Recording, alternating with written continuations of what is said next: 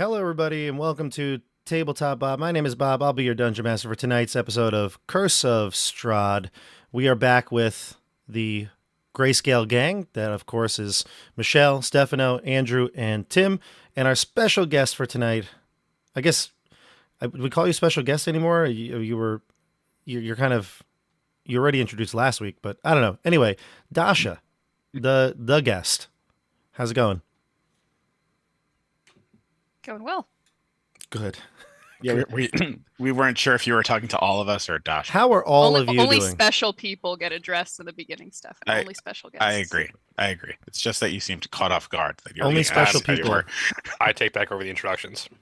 That's fine with me, honestly. Less on my plate. But you're right. Only the special people get addressed, and also I realized only the special people get name placards that have their character's name on them. So we'll do that in a second. But how's it going, everybody? You feeling good now that you've got a new ally under your belt here? Nice. Look at this. Of course, we're talking about Dasha. You've been playing your new character, or your old character, Orel, in this version of Curse of Strahd. Of course, we also learned last week that the town of Krezk has its own weird secrets going on. There's a weird abbey up top the hill. Seems like that might be a place we want to investigate. But more on Strahd in just a second. A couple of updates here. We have Vecna, Eve of Ruin, going on every Thursday night going forward. Last week was an anomaly. We played on Wednesday, but for the next two chapters, we'll be playing on Thursdays. And just stay up to date on everything going on here, because that game, the coordination of it all is very difficult. So if we have to change a game night, I'll post about it usually in Discord. Links to Discord, Instagram, Facebook, all that good social media stuff is down below. And Tuesdays will be your home of Curse of Strahd. If there's, again, any changes in our schedule, which we never have, we'll definitely let you know in Discord. All right. How we doing YouTube chat? What's up? Who we got in the chat here today? We've got David, we've got Tasman, we've got Greyhawk Exile. Always a pleasure to have him in the chat. Nick Gray's here, Mike Cullerton, Jay Tyler, just to name a few. Good to see you all. If you're here, chime in. Let us know what you're doing tonight. What games are you playing? And for all of you, I want to know what games you're playing.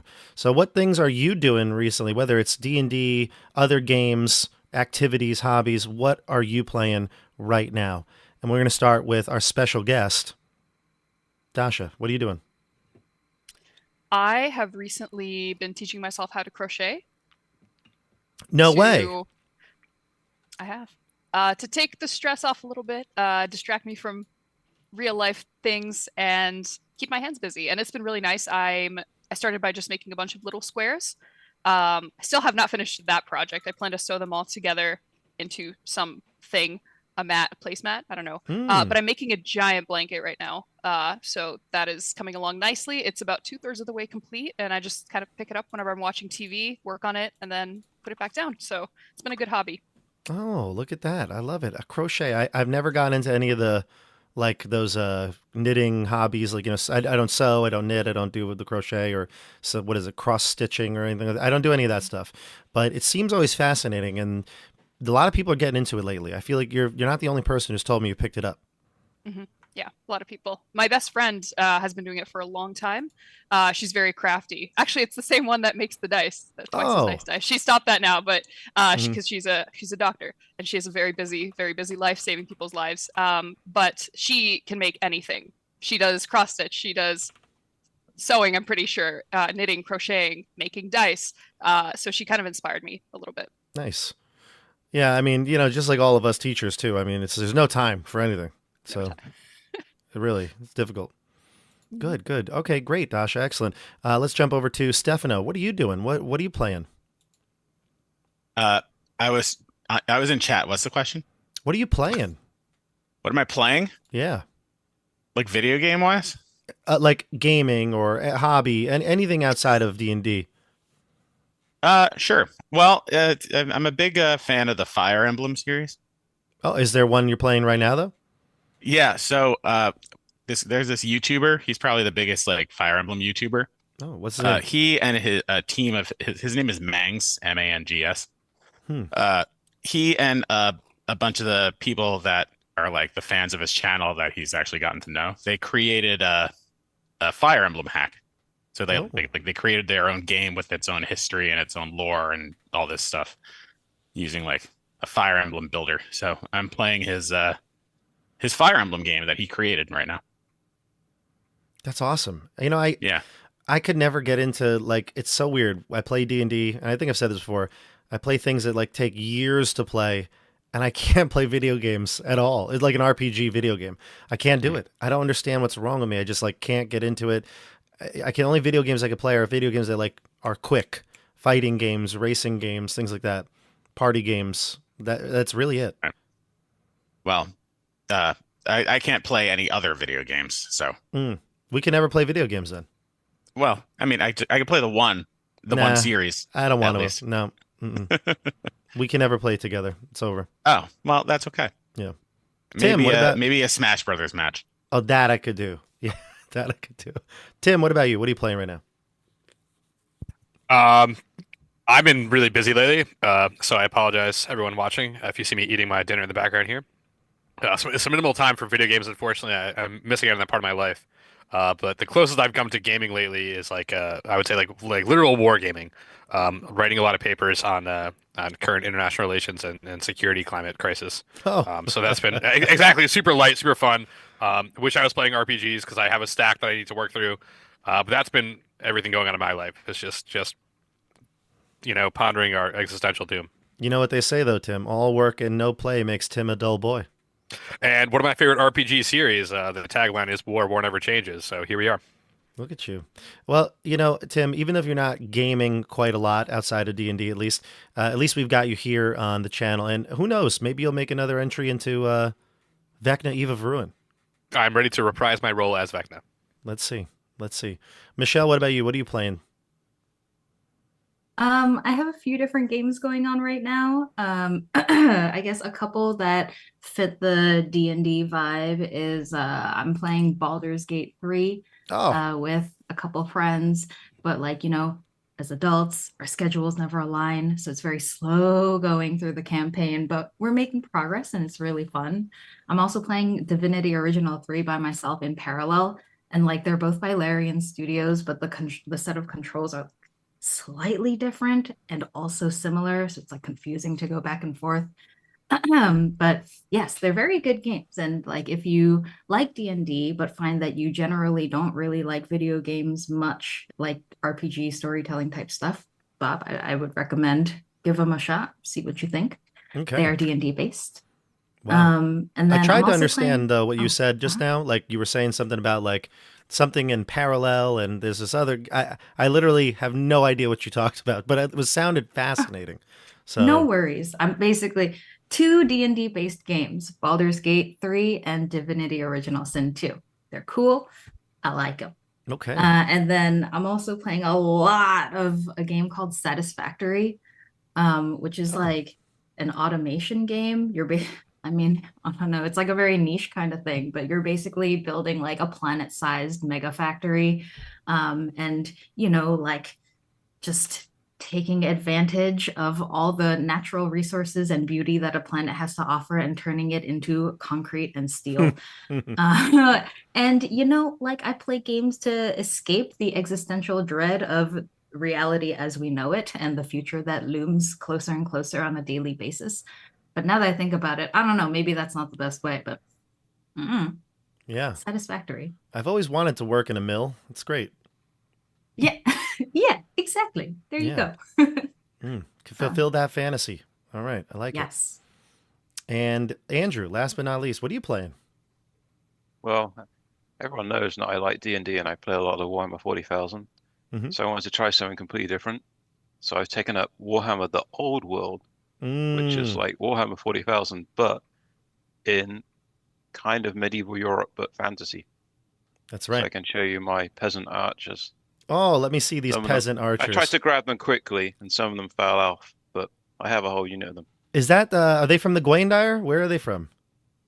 They're not from the Gwaindire, no, because they would be more splendidly dressed. Are those part of the Bretonian army? They're Bretonian army, yeah, but I Ah. like to imagine them as English archers at Agincourt when I was playing them. Nice. I love it. Yeah, I know. Um, I've been seeing at the club. You've been playing a little bit Yeah, of the old world. and So Carl and Bert and other people. yeah, yeah. Um, I've man, if I had time, I'd totally dive into Yeah, I that wish- game too. I wish I had like no job and I could just, because you need even more. You need to paint even more people than when you play Warhammer 40,000. Really? It's that Yeah. much more infantry, or Like that is like 36 archers there, and that's like 100. That's like 150 points or something. oh my god, it's like a oh my, everybody's got a horde of minis. Right. Oh mean- no. I guess you could paint like a dude on a dragon or something and have an army Yeah. like that. But I might have to go that all dragon army, 5 Right. models. Yeah. Yeah. That's it. you probably Wow. win as well. I love it. I love it. So we got things ranging from literal war games to fantasy war games to video games and everything in between, and crochet. Look at this. I love it. Me, because this is a question for the host as well. Stefano knows the answer to this, I think. Stefano, do you want to break the ice? Do you want to tell people what we did over break? I'll give a hint. Ah, There it is. Stefano and Nate and John got me to play disc golf. We went once and I said, hey, you know what? I like this. Let's try it again. You guys want to go Thursday? And they were like, yeah. So we went again. And I said, hey, let's go at least one more time before break ends. And then I ended up buying 12 discs and a bag and shoes shoot. and towels. Yeah, I It bought. sounds like a cult a little bit. His Wait, you his need disc shoes. bag is already full. He needs a new bag. When I do something, I go all in. Okay. I don't just, play a game. No, I commit to playing it for the rest of my life. And so I just basically added more in. So, but this is different because I think my wife would kill me if I started to play like another miniatures game or another RPG.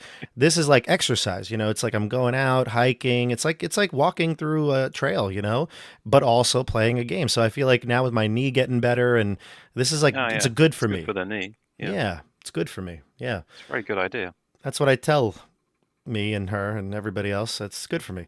But I really liked it. I went 4 times over break, and then we went once last week as well. So I've gone Yeah. 5 times in like 3 weeks. It's been awesome.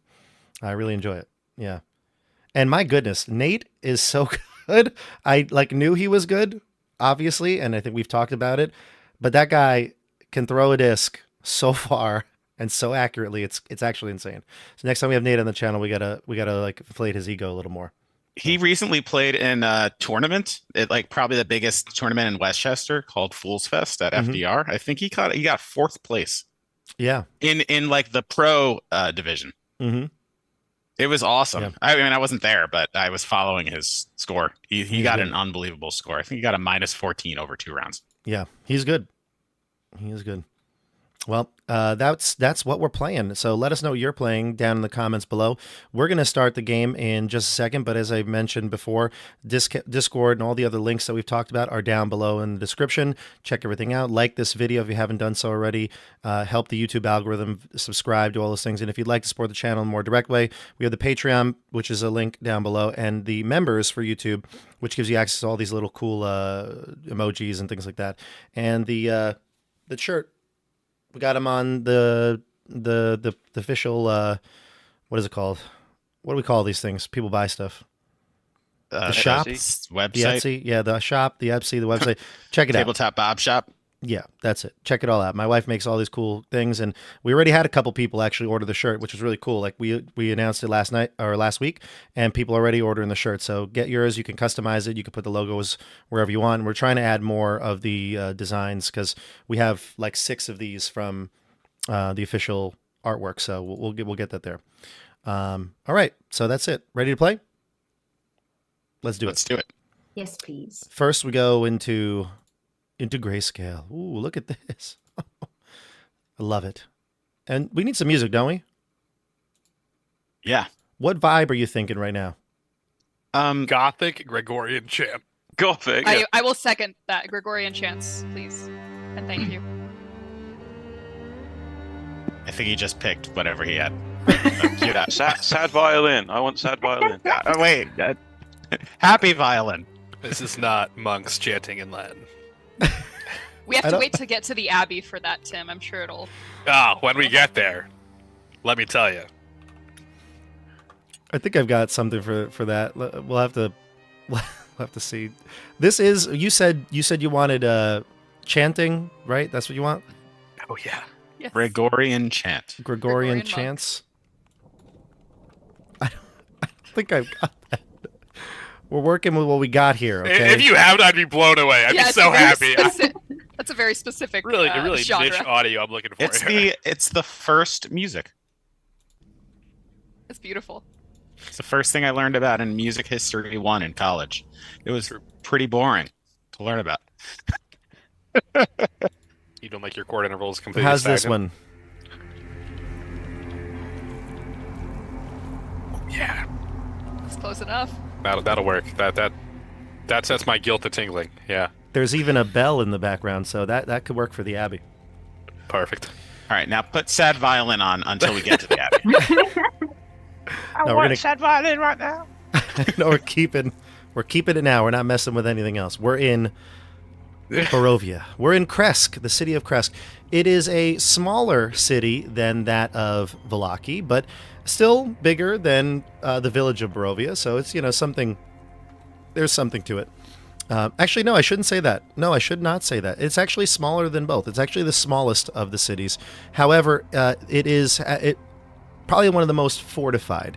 When you approached the town last session, you found that it has an entire stone wall entirely surrounding the settlement, and up in this like hilly, even would say mountainside, it actually goes up over 1,000 feet to the Abbey, which kind of overlooks everything in a way similar to how like Ravenloft kind of overlooks the village of Barovia on the eastern side of this region. But you came here because you were searching for the abbot. I think it was no secret that the four of you wanted to go here to see if there was some new ally to help you. Maybe perhaps the abbot who has worked miracles could help you in some way.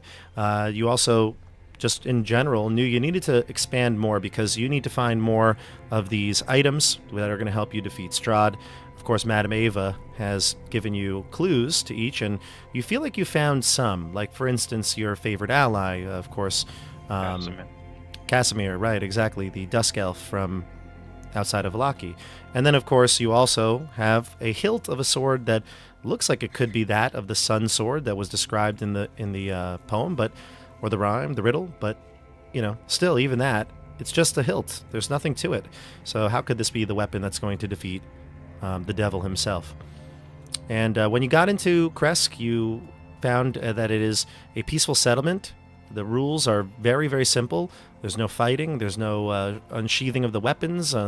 Everything here is run in an orderly fashion. And the burgomaster, he wants Dmitry Krezkov. He's the burgomaster here.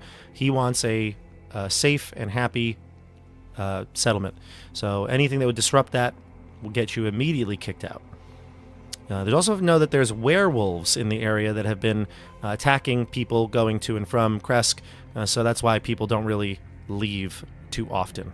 When you first walked in, you saw that there were rows of houses, and one particular individual caught your eye, and that was, of course, Orel, a hero from another realm, just like you, who has been here fighting against Strahd, and you learned maybe some difficult things to hear, that Orel has been successful at defeating Strahd not once, but even twice, before failing a third time.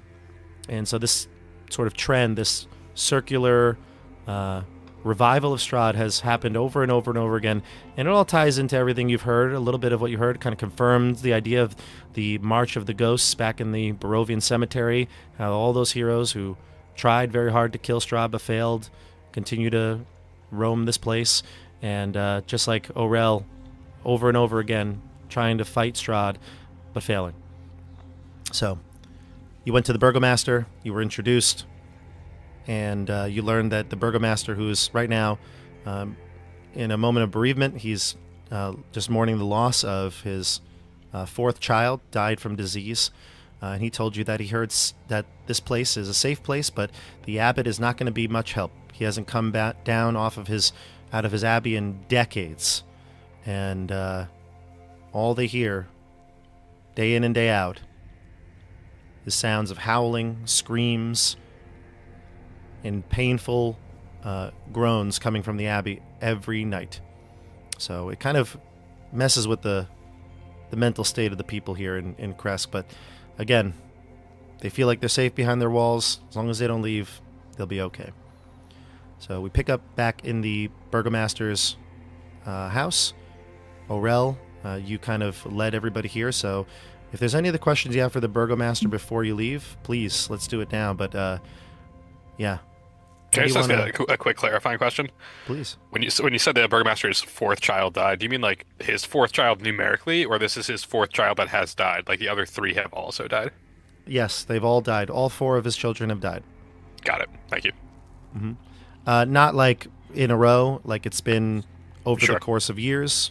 He's probably like maybe 50 years old or so, and his youngest, who was, I believe, we said 11, had just passed. But at this point, he has no living offspring that we're aware of? Correct. Yeah. Okay, thank you. Mm-hmm. All right, so the burgomaster asks, is there anything I can do for you? Again, you can take one of the empty houses and stay as long as you'd like. A friend of Orel's, and Kolyan and Dirovich is a friend of Krezk. I have a question. I have been looking for armor since I came to this place. Good plate armor. Would you know of any or have any? He says, plate armor is hard to come by here in Markovia. There aren't many smiths who can make it. I know none here. In fact, the very thought of plate and the small fortune it would cost, it's not within our means. Okay. I'm sorry. I wish I could provide more, but we do have some weapons. Most of the guards you saw when you came in, they had like leather armor, spears, short swords, things like that. Nothing that you would probably really want, but he does offer it. That's fine. You need it yourself. What can you tell us of the swamps of Berez? Berez, oh. I've never been there myself. Only hear the rumors. It's a drowned old village. City. Flooded, exactly, yes. Yeah. Do you know about how far it is from here? Yevgeny is not with you, right? He was sleeping in Orel's house? Yeah. I think Yevgeny told you that it would take like a week as well. Like it would probably be similar to the time it took you to take to the Amber Temple. Jeez. It's that far down. It's like far down past the Luna Lake. Okay.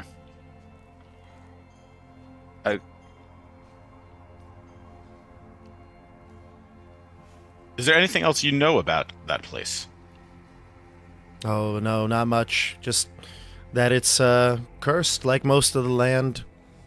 Whatever settlement was there centuries ago is long since gone. The culture and the people.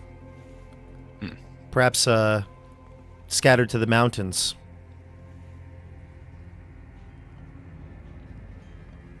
Okay. Friends, I think we should go to the Abbey now. To see the abbot. I want to ask him about the sword. The burgomaster? No, I want to go to the Abbey. Oh, and the ask Abbey. the abbot about the sword. Mm-hmm. Yes, he Orel will shake his head and look down a little bit. Like, I've already told these people it's no use, but yeah, he'll say, if you insist, I can escort you there, but again, I warn you, it is a fool's errand. He will not help you, and in fact, you may face greater danger based on the noises we hear coming out of the Abbey. How do you know that the person in the Abbey is still the same abbot? No one has come in or out. He slowly retreated over the years. We saw less and less of him, and eventually just stopped coming out. There are other people in the Abbey as well, and the abbot seems to care for them. They are people who, when he first arrived here, were seeking the medical help that he was providing, the healing that he provided. There were some people who came from all over, from the village of Barovia and Vallaki and elsewhere. Here, maybe even heroes like you who came trapped here. They all came because they had something that they needed healed, whether it was a disfigurement or even perhaps some sort of a mental state. Some came here seeking just perhaps a warm bed and food, and the abbot took many of them in. He took some of our townsfolk as well. But where are these people now? I assume in the abbey. They haven't come out? None. Why have you not sent anybody to investigate? We have. Orel has been there before, and when Orel has arrived at the gates, there have been none to greet us. Or at the very least, some of them have shooed us away. Isn't that right, Orel? Yes, they do not seem to want to be disturbed. And we left them alone after a while. Yeah, and he uses a term. I don't know that Orel necessarily would use this term to describe them, but he does. And he says, yes, the people of Krezk are not welcome anymore by the mongrel folk. Mongrel folk, are they some kind of werewolf? They have deformities, as I mentioned. The abbot promised them healing. Did you describe those deformities? He says some came with strange disfigurements, enlarged feet, ears shaped like that of animals, hands and appendages that look alien. If I was to describe Isek, we knew an individual in Barovia who had an arm that was somewhat disfigured, and you might say alien. Does that sound like someone who might have visited the Abbey? It's possible. He hasn't visited recently, though, I assume. Most of the people have been kept quiet in that abbey. They never really come down. Although some of the citizens here come to me from time to time saying that they believe they saw someone snooping, peeping through the trees out in their backyards or from the gardens looking in. I assure them it's not. I feel like it would be too forward of them. And you haven't had any other visitors lately besides us? Very to few. Krezk. Very few. And we try to limit those who leave this place because, of course, there are so many external threats. The devil himself and all the other creatures of the night and the werewolves, of course. Anybody could be a werewolf, of course. They could come in, look normal. And that is why right. we are cautious here. And that's why Look good people. I trust people that we know, like the fact that Orel vouches for you. That sounds assuring to me. Of course, I vouch for them. I know Irina would only put her faith in the most trustworthy of friends. Irina smiles and looks at all of you, but she has a hard time even facing people with a lie like that. But she says, perhaps we need to rest first, Rufus. I don't believe we've had a proper rest. Remember, It's morning and you arrived here after fighting and walking. If you don't rest, you're going to have exhaustion. Let's rest tonight, and then we It's can go the fresh morning. in the morning. It's the morning. It is the morning. Yeah. Let's rest till the afternoon. There we go. Yes. Yes. A light brunch, even? Approaching the Abbey at night is probably the best idea. So. For the vibes. Yeah. Oh, before I leave, Burgomaster, one last thing. Look at this hilt of this sword. Have you seen anything like this before? Fascinating. No. I've heard it is the sword of sunlight, a sword that could kill Strahd. Incredible. Orel, have you heard of something like this? I once possessed this legendary sword, but it was taken. Disappeared. Incredible. So you have no idea how he might reconstitute the sword. Oh, me? No. No, no. Oh, I would consult the Morning Lord, though, and how would we do that? through prayer. Is there a holy place to him here? The pool at the edge of that I spoke about earlier that we get our fresh water from. That pool was blessed by Saint Markovia long, long ago. It was a offering to the Morning Lord. Is there a And- shrine there to the Morning Lord or such like? I don't think there is. Yes, there is. Yes, there is. There is a statue depicting the Morning Lord there at the shrine. And when it was first created, it was a wonderful resource. And then it faded. The pool soured, dirtied. We couldn't. The more we could clean it, no matter how much we cleaned it, it didn't produce the holy water again. And then the abbot came some odd years ago and blessed it again, and now we have clean water. One thing that we can still thank him for. When did you start to notice the abbot turning into whatever has happened now?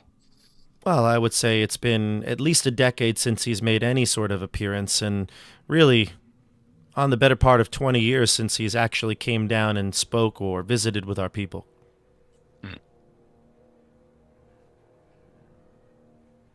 It's been quite some time. I would like to visit the pool now, as it is morning.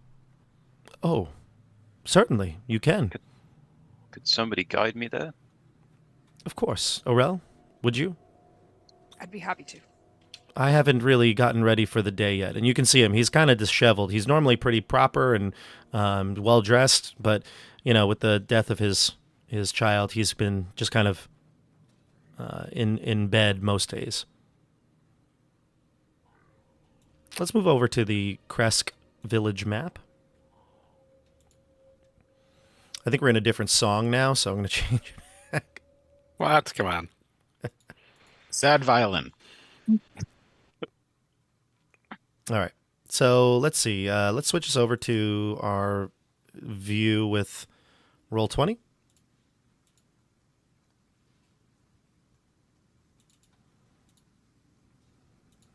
Okay. Here we go. So here is the village of Krezk. We've got the Burgomaster Mansion, Orel, and then here is the Abbey. But again, the Abbey is way high up on this ridge here, and you can see there's a road that goes, and it zigzags. It kind of goes along this line here. It zigzags all the way up to a sort of like a gatehouse right here. All right. And there's other ways to get there. I mean, in theory, you could climb the rocky mountain hillside here. I guess it's not a mountain, but it's this rocky hillside. And in theory, you could do that. Or you can find another way. I don't know. Whatever you want to do. You want to go to the pool, though, right? Yeah, I want to go to the pool. Okay, the pool. So the pool, it's all the way to the northern end here, and I think you can see it on the map right here. Yeah. Move your tokens. There's one token. There's a party token. The party's right there, yeah. All right. On your way over there, though, Orel, feel free to discuss anything with them because you obviously they put a lot of questions to the Burgomaster, and if there's anything you want to say, you're more than welcome to once you leave and get out of his house. Which house did they end up taking out of curiosity? I know the Burgomaster gifted them a temporary home to stay in. Yeah, he didn't. He said pick one of the empty homes. I'll let you decide which home you want to stay in. Okay. I want to stay right next door to Orel. Is that one of the empty homes? Can we make it empty? Get out. Evict the current residents. I will ask Orel. Orel, you've been here for how long? I've lost count, but many years. I was just a young man or boy, really, 17, 18 years of age. Mm. And as you can see, I'm now well past that. Over 30 years. Are you aware of a group called the Keepers of the Feather? Would Orel have heard of this group? I assume yes, because he was part of a resistance. Yeah, I would say so, and I would say you know the elder Martikov, the one who runs the Wizard of the Wines. Yes. Yes, I am familiar with this group. We worked with them at one time when we were fighting together against Strahd. It's been a long time since I've heard, though, the eldest leader, the winemaker. We've had issues with wine shipments.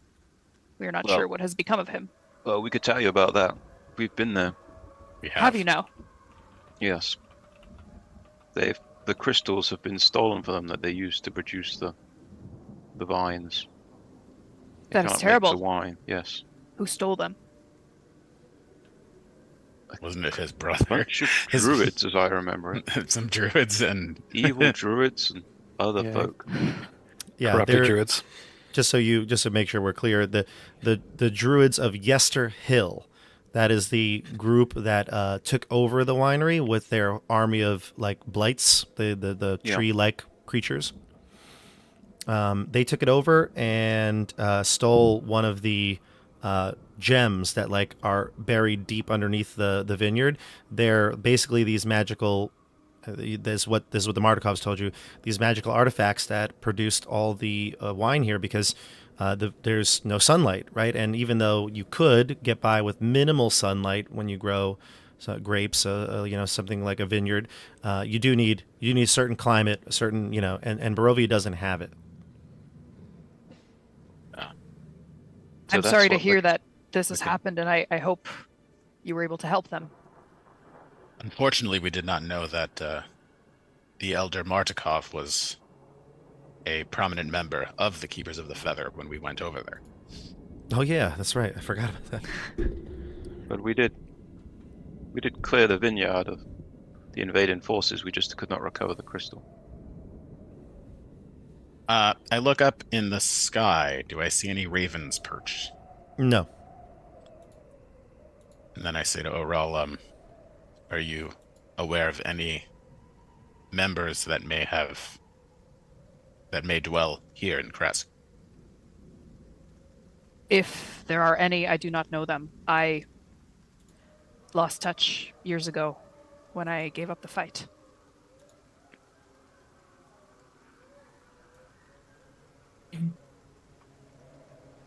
That's it.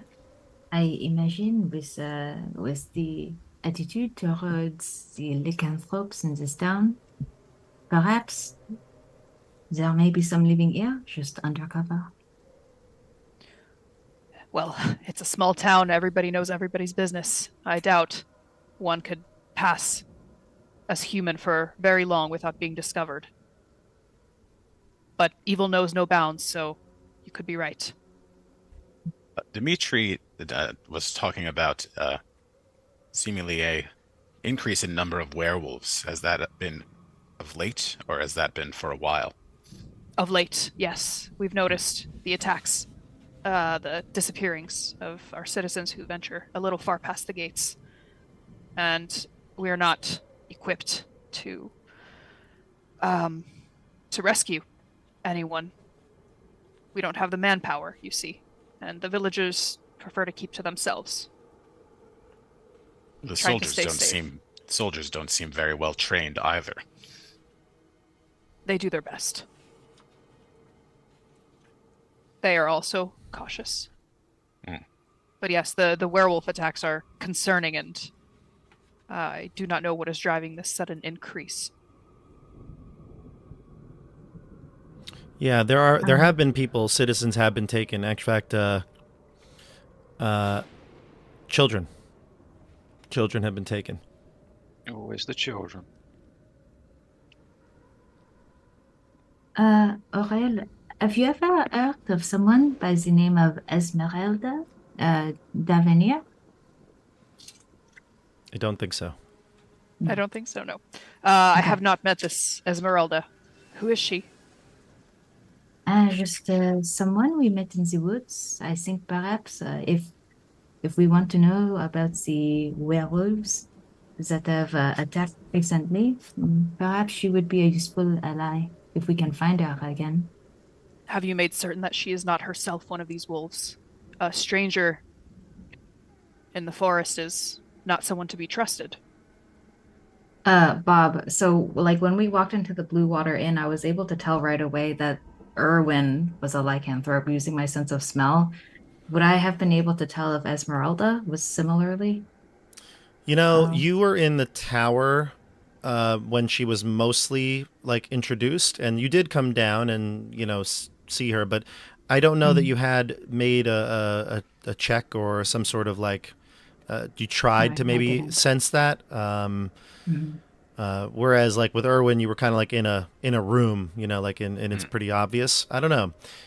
Okay, fair. I don't think we made a attempt to figure that out. She appeared to be a Vistani, right? That is correct. Yeah. Do you say that out loud? I think I do. Okay. You must be careful with this woman. The Vistani are not all bad, I grant you, but many cannot be trusted. They work for Strahd. They will sell you out without a second thought. And while If it you say benefits this, them. you do notice that Laurent looks like he's of Vistani descent. I think Orel already said or did something. Oh, you Yeah. did? Oh, what'd you say? Did I miss it? It was when Orel first met us. He Oh, was right. like- Oh, He glared at Laurent for Yeah. like a little bit longer than everyone else. yes. Yeah. I I remember. said racist. Yes. And that's why Irel just now made the point to say, I know they're not all bad, but many of them do work for the devil, and they will sell you out if it benefits them. They may seem like they help you, they may seem like they work for you, but many of them have sold their souls to the devil. Gotcha. I find that's the case for many people in this place, Vistani or not. We met a trio of women in the village of Barovia. They seem to fit the bill that you just described. Mm-hmm. I'm not surprised. Orel would know, though, that there have been at least 3 children from the village in the last, 2 months that have gone missing. And, like the burgomaster had said, sometimes people feel like there are some creatures that come around, lurk, and peep into their homes. So some people are not quite sure if it's a werewolf amongst their midst, or maybe it is the quote-unquote mongrel folk, as these people seem pretty prejudiced against the people in the Abbey. However, it's kind of a mystery to you. You've been vigilant, like as always, and you haven't seen any creatures hiding around or snooping around. So you feel like it would be unlikely that, werewolves have broken into the village. Yes. We take our precautions. The guards do their work well in the entry gates, and as long as you are vigilant and don't make unnecessary mistakes, keep your doors barred, keep an eye out for strangers, you should be safe here. To the best of your ability, is there any correlation between the late night visitors and the disappearances of children? The late night visitors have been occurring for longer. That's Children true. more recently with this increase of werewolves. It's also all rumored. Yes. I have not personally seen these late night visitors, but many of my neighbors have told me their fears, what they think they have glimpsed in the night. Well, we can put Norman to guard us in the night.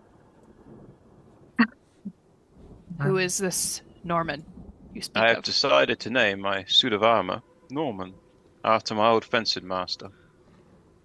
Well, it appears we're here.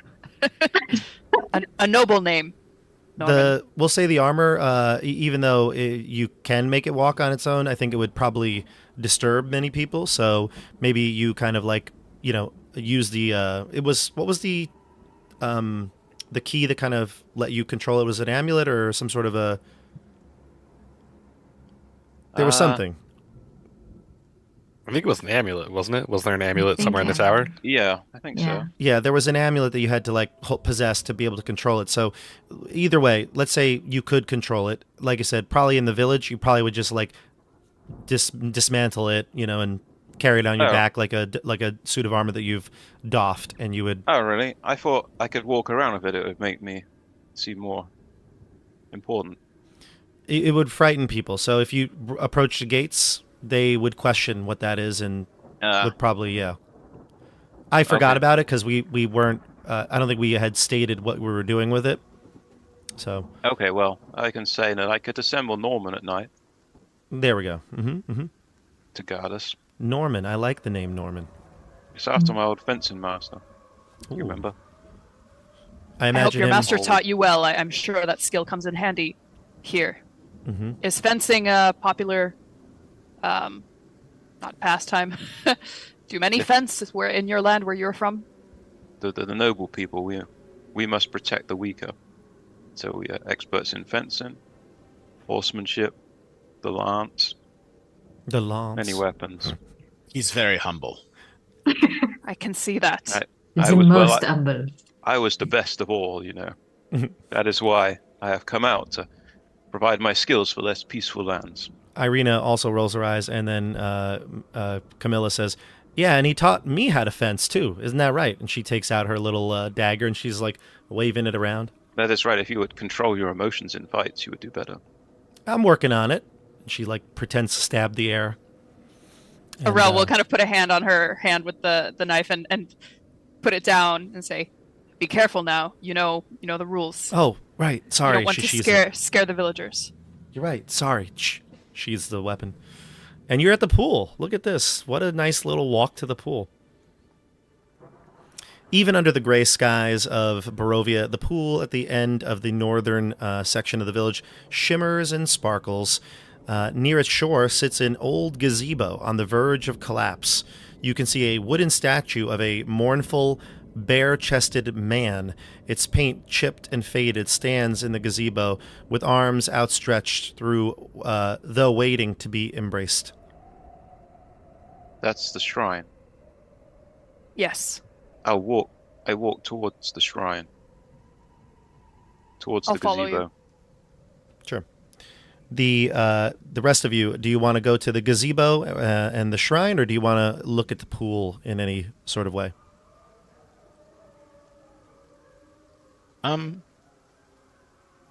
I would like to look at the pool. Pool? Yeah. In particular, trying to assess depth. Is this like imagine like a stone reflecting kind of like Roman pool, or is this like a like naturally occurring kind of pool? Okay.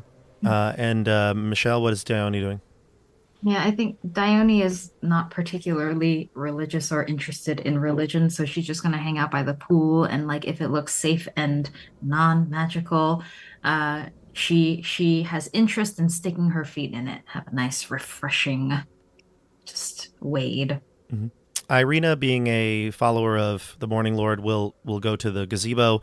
Camilla, being a rebellious teenager, will stay by the pool. And Orel will be the third wheel, also going to the shrine with Rufus and Irina. I think I would go to the shrine. Okay, so Canas Lovely. and Orel and Rufus and Irina go to the shrine, and Laurent, Dione, and Camilla will hang out by the pool. Got it. Babysitting. Babysitting.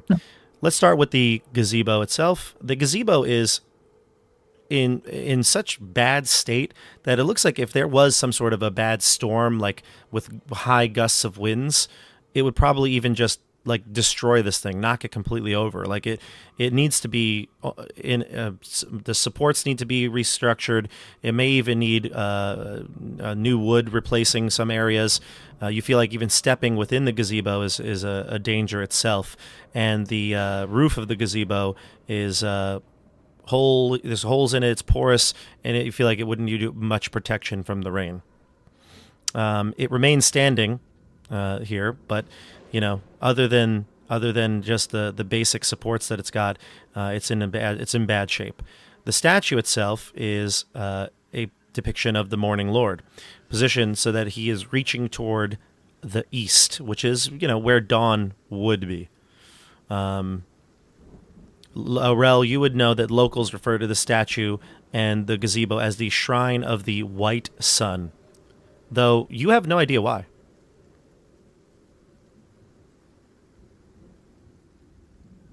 I kneel down in front of the statue. I'm going to take the sword out, because there's a sort of sunlight. Mm-hmm. And I'm going to start praying. O Lord silently? of this place, please. Lord of the White Sun, show me the way to bring this weapon back.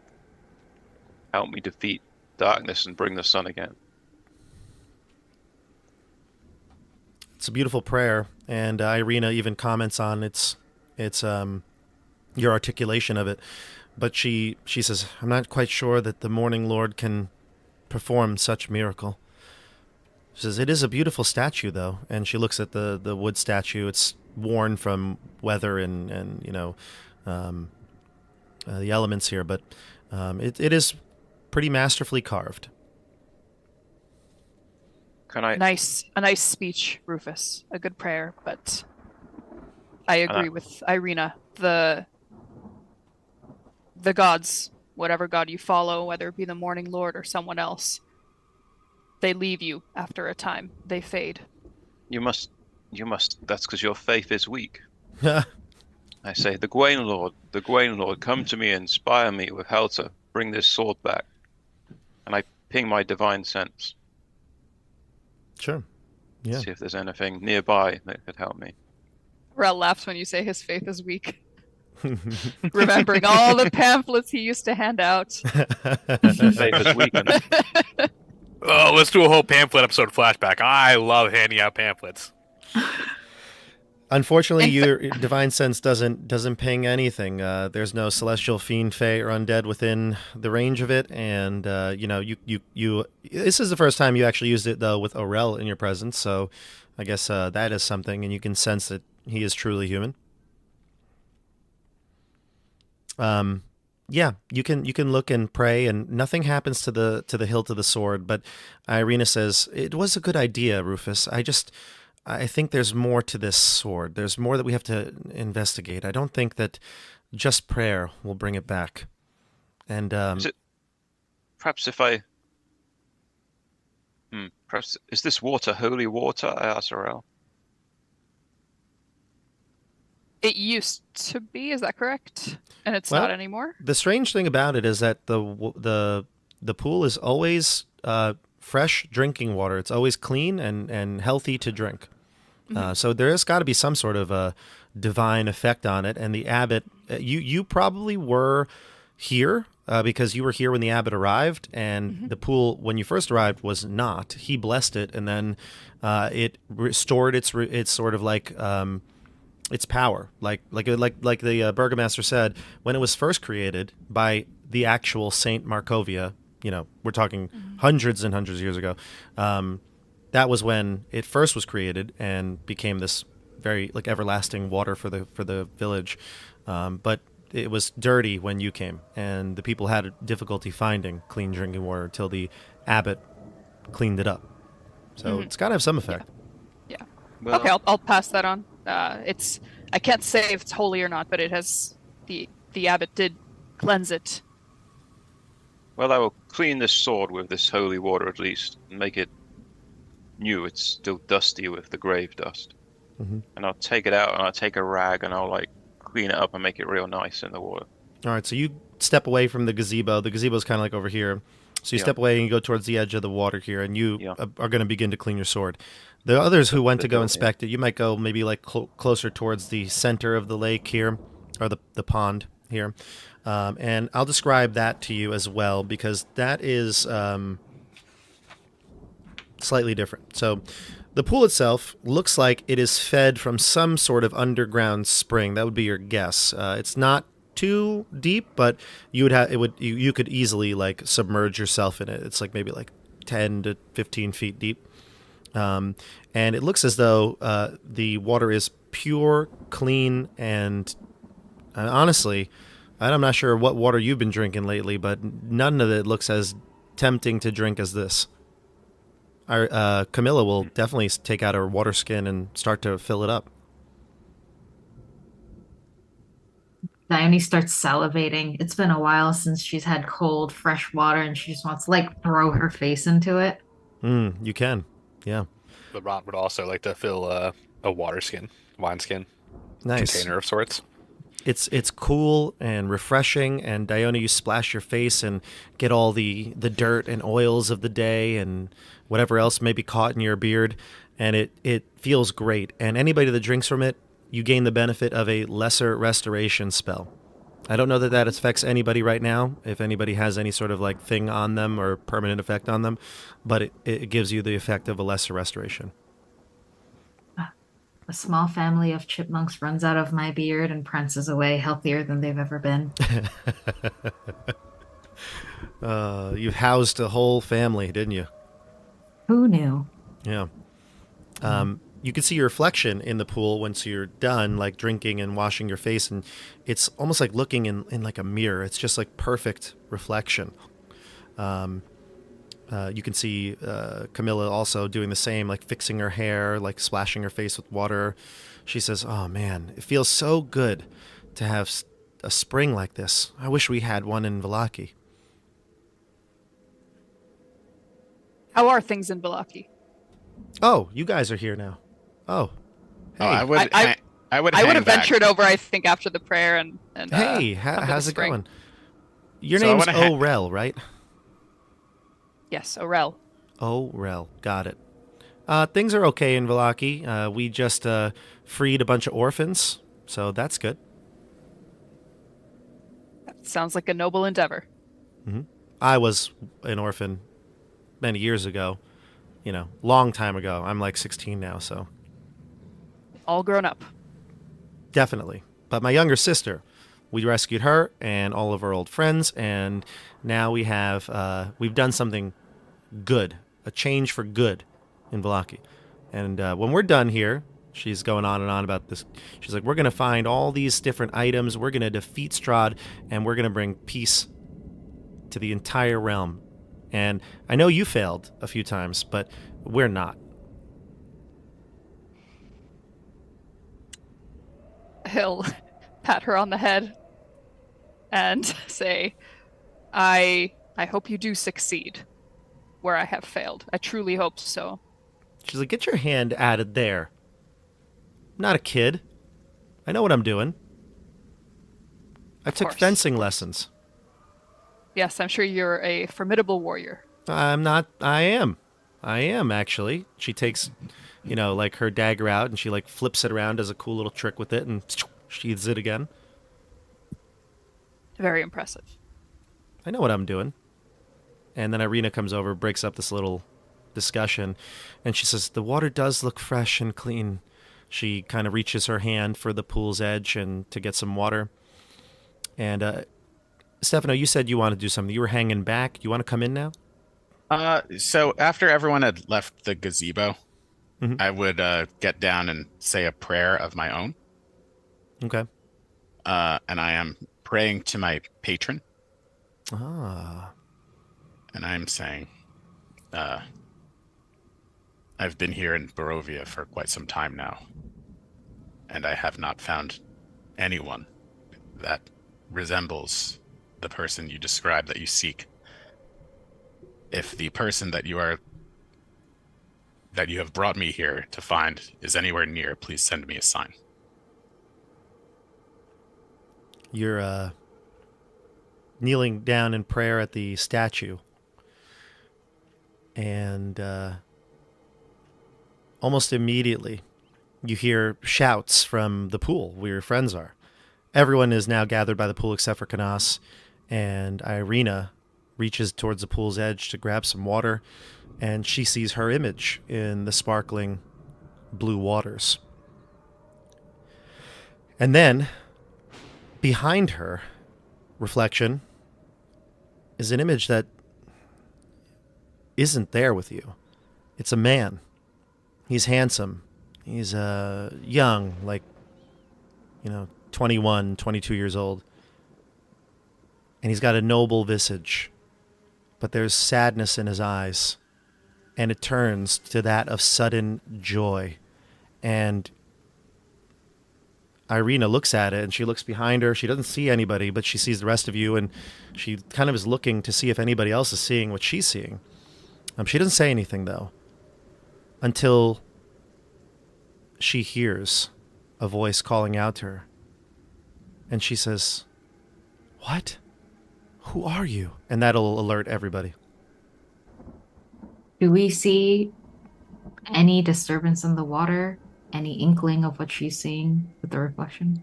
You look, and you can see that man of noble heritage behind her. And you look, and there's nobody there.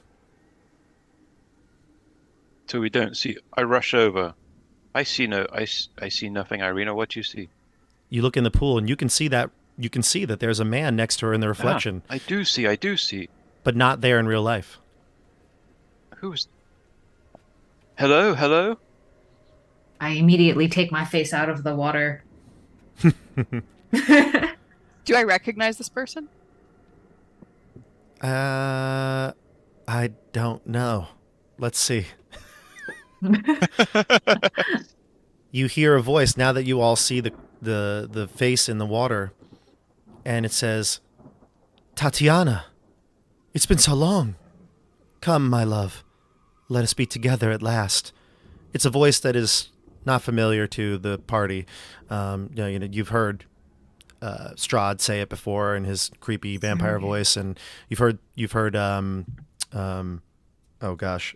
Vasily, Strahd in disguise, say the voice, say her name. It doesn't sound like any of that. It sounds different, but yet familiar enough. And there was the story about Strahd, and he loved. Mm-hmm. We heard the story in the book, right? He loved Tatiana, but she loved his younger Okay. brother, I think. Yeah, you read about it. And what was the name of his younger brother? I forget. Sergey. Sergey. I'll say Sergey. Is that you?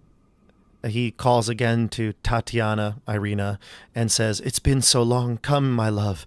And Irina looks like she's mesmerized by the pool. She grabs her heart with her hand, and she says, "Sergey, my beloved, in life you were a prince and a man of faith. We were to be married long ago. Has this blessed pool called your spirit to me?" She goes and reaches, almost like she's going to dive into the water. What do you do? I stop her grab her. immediately. Yeah, we gotta pull her back. Pull her back.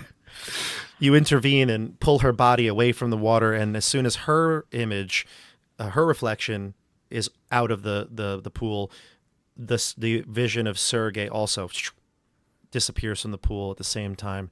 She cries and calls back his name, "Sergey, Sergey." She seems unaware of her surroundings, who's next to her, and she just calls out, and she kind of starts to cry and sob there on the dirt floor.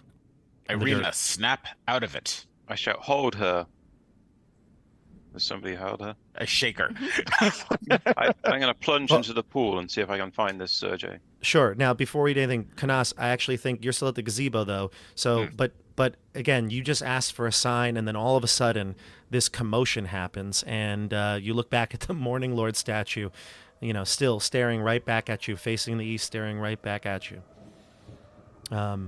Irina's kind of beside herself. Either Camilla or one of the other party members can grab her, but they do. Rufus, you dive into the pool? I walk in, crash around. Yeah. You can Trying to start to find get something. it. Yeah. Sure. You don't see anybody or anything, and now the ripples in the pool, and there's not much reflection anyway. It seems clear. I feel the bottom. What's the bottom? It's it's certainly it feels like the bottom of a natural spring, something maybe like a silty dirt. I come back. I'm frustrated. Mhm. I thought we found something then. Just more trickery and evil. Orel looks stunned by the appearance of this Sergey because, yeah, he looks stunned. This is the first time this has happened at this pool, right? This is not. Is this the Sergey pool?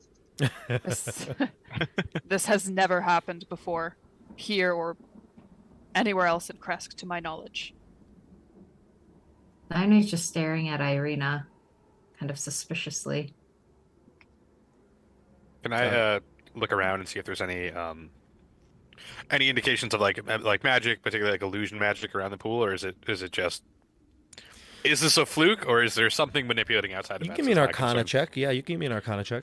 Sure. Oh boy. A natural one.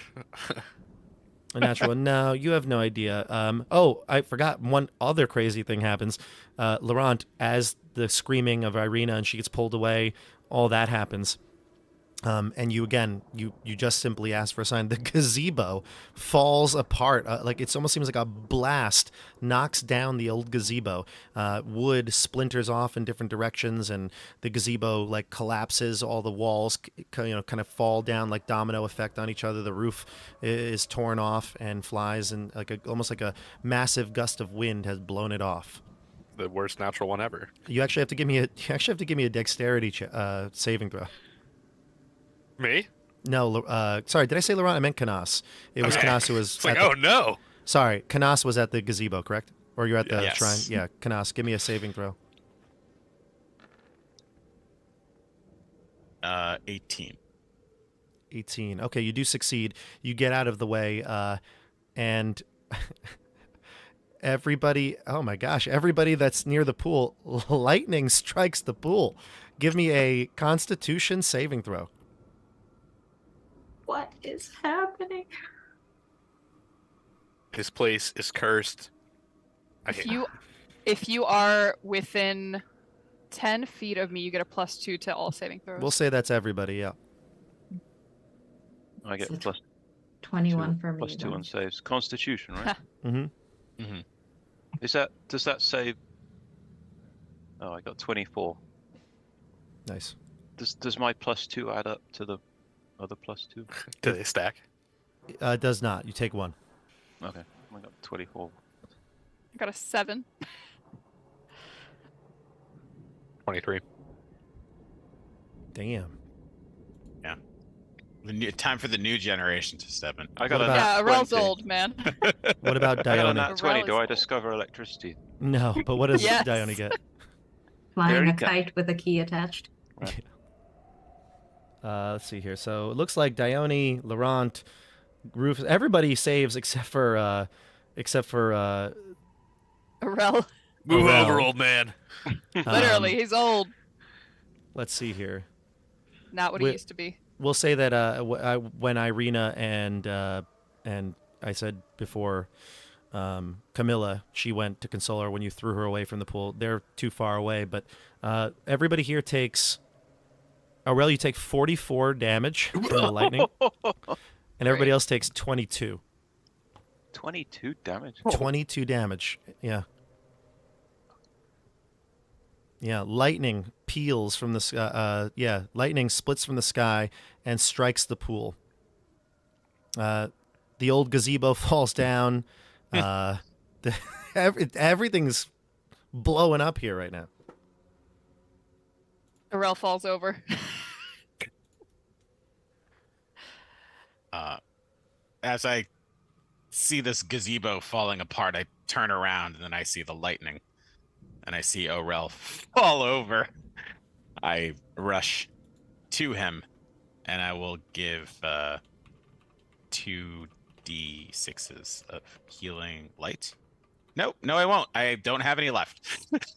Arel I sees give you you trying. and- nothing. I give you nothing. Arel sees what you're trying to do, and he says, "Thank you, friend. I'm okay." And he'll pick himself up slowly. He's not like elderly, but he's definitely No, spring Not as- chicken. Old. not a spring chicken, not as Well, to Camilla, you're like ancient Strong. because you're like over Again, 40. you, Oh, yeah, yeah. you I'm just a look mummy like to Camilla. you looked like you had taken the brunt of it. So I tried. Oh yeah. You see me like doing all this stuff and nothing's coming out, and I'm like, oh, maybe it's time for that rest. Yes, I think this is a good idea. Good. We could rest. Good. Dione also like is, I mean, a lot just happened, but Dione also feels really weird about Irina now. So she's just been trying to like keep a close eye on Irina. has she been equally affected by all of this, or is she like weirdly untouched by what's happened? Like what happened with Irina? Irina and Camilla were far away from the pool at this point, so they didn't get damaged. But Okay. but Irina is calmer now. She seems to be like kind of back into her regular state of mind, and she says, "I don't know what came over me. I don't know what happened. I felt out of control." Do you remember what happened? Mm. I saw Everyone a recounts man. what happened. I saw a man in the reflection. You all saw him too, right? Yes, Yes. we saw him. Yes, we did. How did Well- you know his name? That's the strangest thing. I haven't the faintest idea how I knew his name, but it came to me. Maybe it's the book we read. Yes, that must be it. I just applied it to this person. It must have been in my thoughts, the subconscious. You speak of the tome? That's it, the tome. Yes, we heard that name. Sergei, right, Rufus? She's got tears kind of streaming down her eyes. She said, well, you heard it. You know, the tome. Yes, Sergei from the tome. Yes, that's it. It must have just been on my mind. I've never met a Sergei before. And you Now have that this has happened, Orel will take a closer look at Irina. Does she look familiar to him? Not in the sense that like he'd recognize her from her dad, but from his past experiences in Ravenloft, would he recognize this Irina? Yeah, so Dasha, obviously, I'm just going to tell you right now, I forget. I don't remember. We talked about this though. I don't think Irina was in your game at all, right? There was an Irina. She was not the burgomaster's daughter. She was the daughter of the innkeepers, and the party had they found her in the inn. She had been bitten on her neck and was dying, and Yeah. Okay. she was recovered when they had finished their adventure, but it was Right. not this Irina. Yeah, no. So actually, Obviously. let's dive into this. So the Irina that you met when you first came here, it literally, I think she was like one of the first or second places you went to. You heard the woman crying about her baby being taken, and then you heard you heard that there was somebody who was attacked by the vampire and stuff like that. So you went to her and you saw her. This Irina is not the same Irina. It doesn't look like her. In fact, to be honest, if it was the same Irina, she'd be closer to your age. Mm-hmm. Yeah. Because I think she was like 16 or something like that, Yes. or maybe she was in. I don't remember. We everything we do here, everyone's 18 years old or older. Okay, so she must have just turned 18, and Strahd was interested in her for some reason. Some reason we don't know, but she was an adult, certainly a younger side, but an adult. So she would have been close to your age, and this Irina would have been then in her 50s. So this doesn't make sense. This Irina is also young, like 19, 20 years old.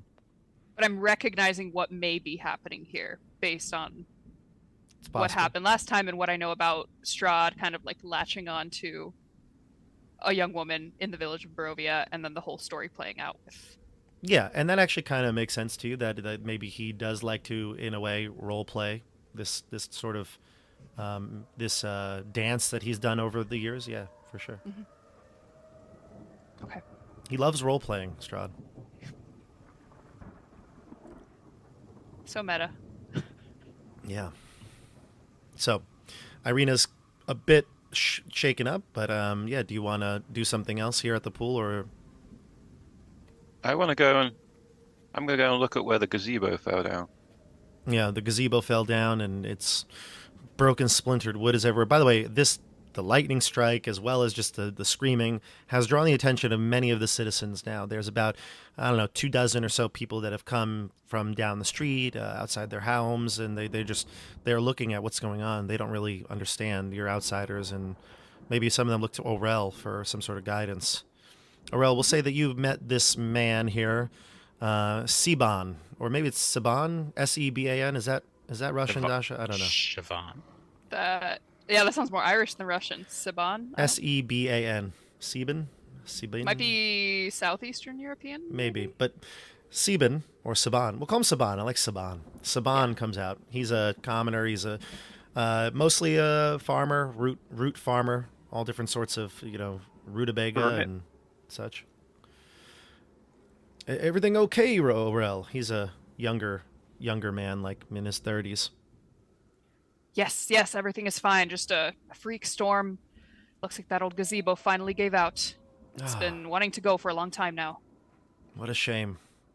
Truly, yes. We should petition the burgomaster to fix it. Maybe perhaps in a few more days after he can mourn the loss of his child. Then we'll get on him for that gazebo.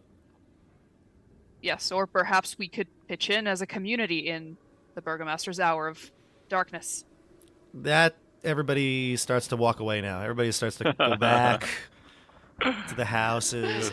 You have a wonderful time, and we'll... Sounds like my your homeowner neighbors association. Truly, this land Let's is do cursed. something. Oh, everybody has gone. Yeah. Everybody's got an Strahd is the opinion head of about the it. HOA. Yeah. Orel turns around. I knew that would get rid of them. Let's figure out what happened here. Everybody's got an opinion till they have to do some work. That's it. So, there's nothing under this gazebo I want to investigate. The gazebo itself, you can Yeah. check it out. Is there anything underneath it? Like, there seems to be often things underneath things in this land. So the gazebo actually does look like the base of it, which did not really fall, but like maybe the top of it was ripped off. Looks Yeah. like it does have like a good storage area. Like if you were to pry open floorboards, this would have been a good place to put something. There's nothing there though, just overgrown weeds. I do want to pry open the floorboards. No, I know you do. I assume you do.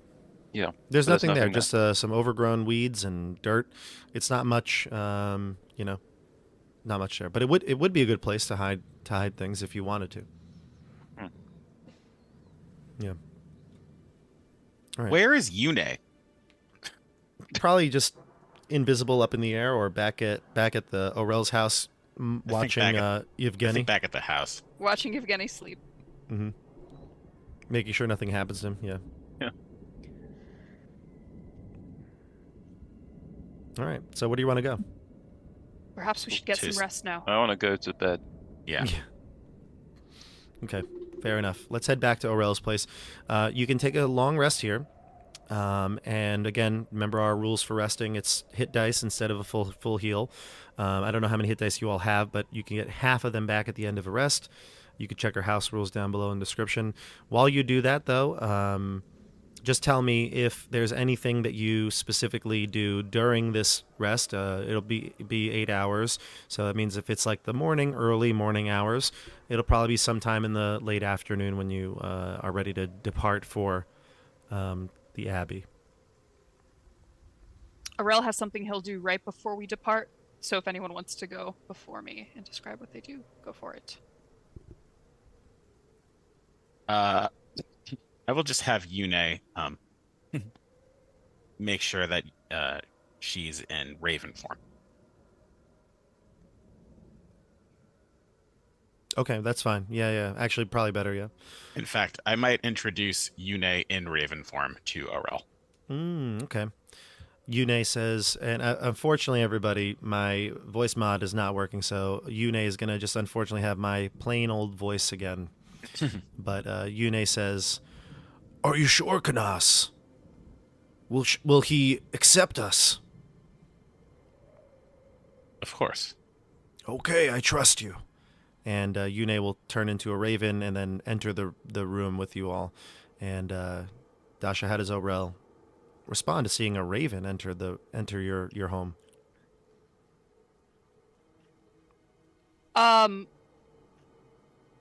He'll look at Canas and ask, is she one of them? She is not. She is my familiar. The raven shakes its I head see. like this. I see. This is Yune. To meet you, Yune.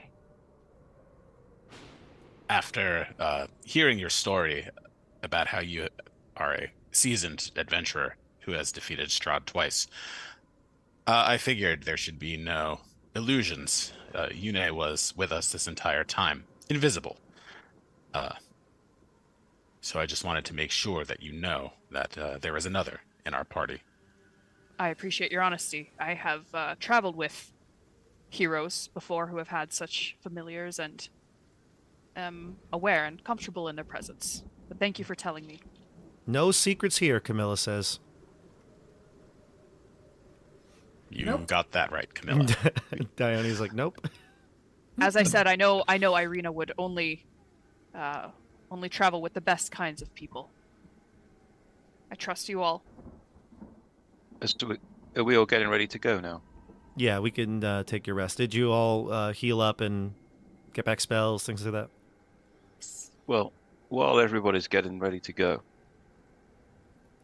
I would like to tell you about the special type of sheep we have in the Gwaindire. Their coat is so luxuriant. They are sheep of the most brilliant white, and we can produce the smoothest, springiest, warmest garments from their fur. Such sheep, just think of such a sheep. And as you think of the sheep, you gain 8 temporary hit points. Nice. Because you're inspired by the thought of this And Irina says, wonderful thing. This is something he does often. He tells us about his home. It's called the Gwaindire. It's a lovely place. It's a place of only you can dream of here in Barovia. Sounds So I give lovely, and I'm sorry that you've had to leave your land. I will see it again one day. I'm going to take Irina there. That's right. Irina also gains 8 temporary hit points when she hears that. Cool. She'll take it. What about Camilla? She's too cynical to gain any hit points. And I can only give it to 6 people. Okay. So you're giving it to Laurent, Dione, Canas, yourself, Orel, and Irina? And Camilla, and Irina, yeah. Not Camilla. Not Really? Camilla, and Sergi. I guess he's in the restroom at this point. Sergey? Sergi? Sergey, who's in the pool? Sergi. We're not even in the pool anymore. We're going to call him Sergi now. I thought we were back at the house. That's his You mean Yevgeny. Yevgeny? Yevgeny, yeah, sorry. Yevgeny. Oh. Oh, Yevgeny. Oh, my Yeah. God. Wait. What? I Sergi. got confused for a minute. Sergi. Sergi wakes up like completely from just a deep sleep, and he's like, "What did you say? I did not hear you very well." Go back to sleep, Sergi. You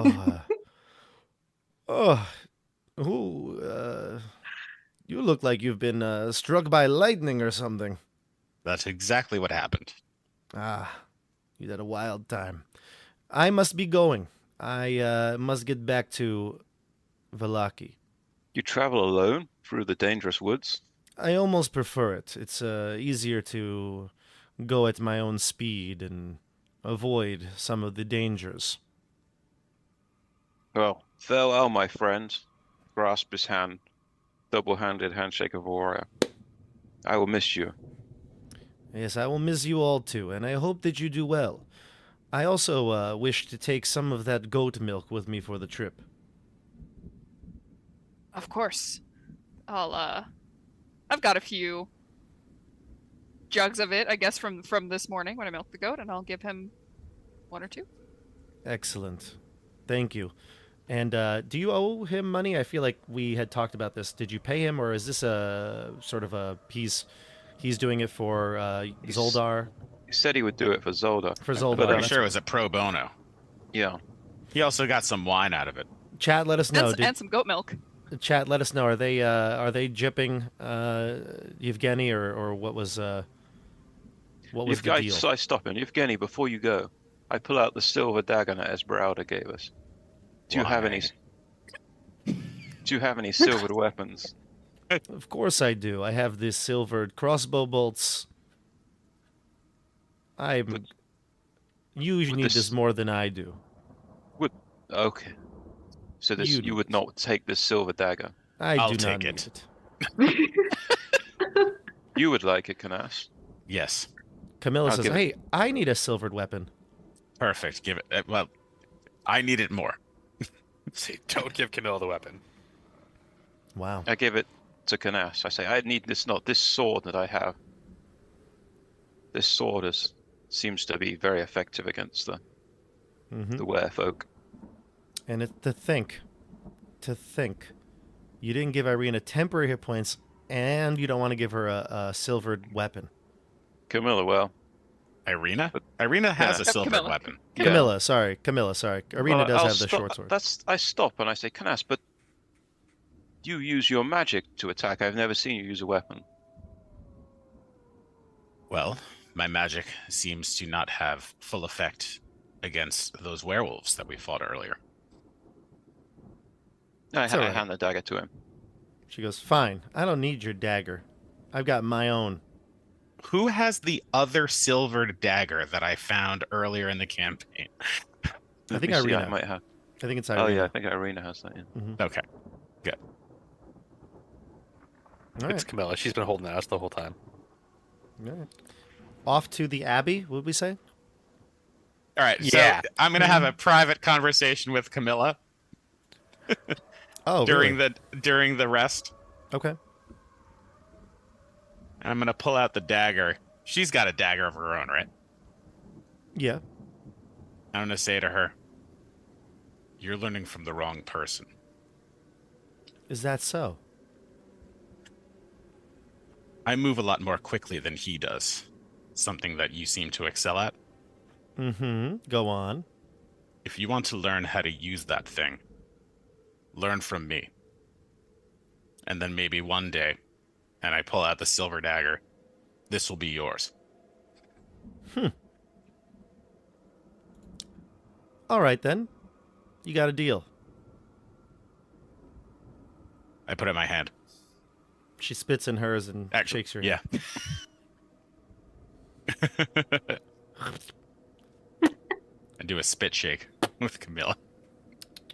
Spit brothers. Fine. She says, how about we start now? Sounds good to me. All right, so you head outside in the backyard. You start to spar or show her some blade work with the dagger and that wooden fencing application, whatever it was, that weapon that you had for her, the little wooden fencing sword. I imagine the camera would be inside the house looking out the window and then just pan to the right, her gear and the fencing sword that she's not using sitting on the bed or something like that. By the way, Orel, your house, I just read, is 200 square feet. Great. Tight squeeze. Fine. The more the merrier. So I don't know. I thought we were staying elsewhere. No, you're staying at No, Orel's tonight for we're right staying now. at Orel's. Yeah. Yeah. You want the goat milk? Yeah. Yeah, What about- I've got food and What about the abandoned house that we were staying? You got to pick the right one. You got to find All the right, right fine. one. Yeah. yeah, I got to shop around a little bit. Yeah. Now, 200 square feet. I can't even imagine that. What is that? What is 200 square feet? It's 10 by 20 feet. 10 by 20. About the size of my apartment room right now, so Actually, not that's adequate Shed. for like 8 people.